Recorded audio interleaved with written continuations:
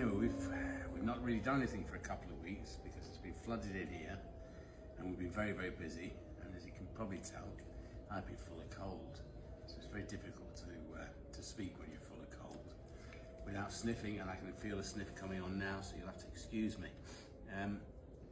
So yes, I'm back on the wheel. These are all toed in the holes.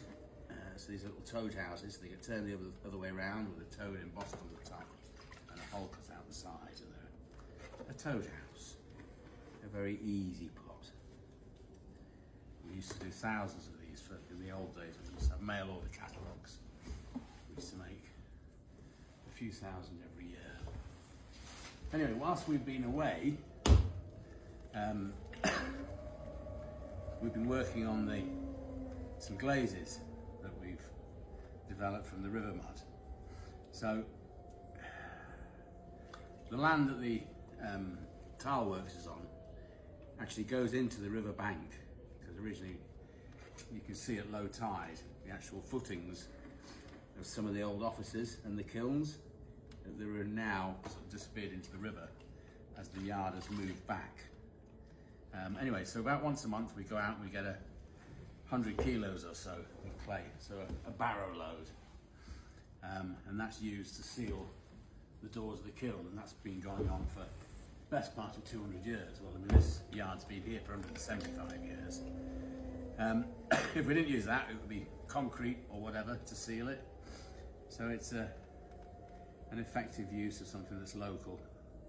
And obviously when we've finished using it, we just crumble it up and it goes back into the ground in a sense.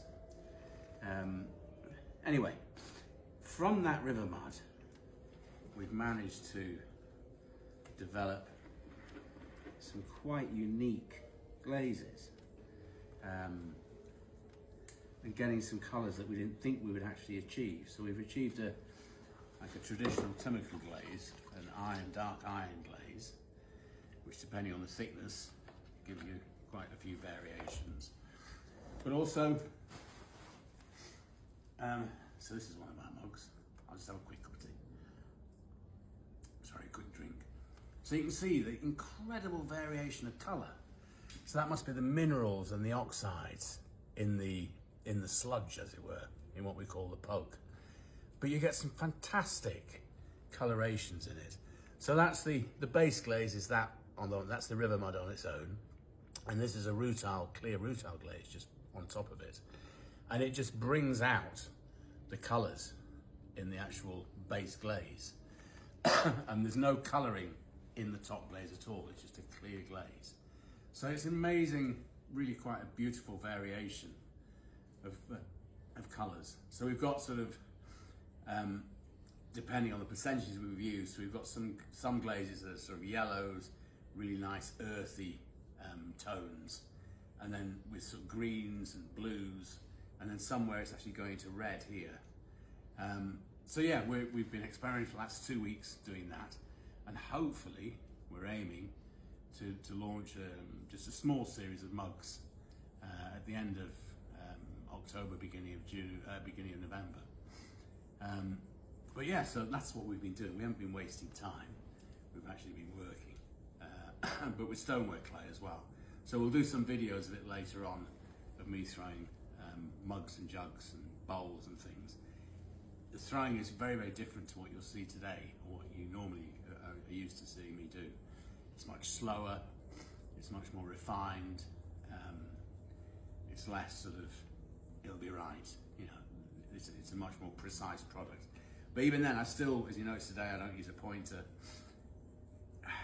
Although we're doing, you know, maybe a run of 100 mugs, I won't use any measurement in a sense, apart from my eyes. And I kind of want to do that now.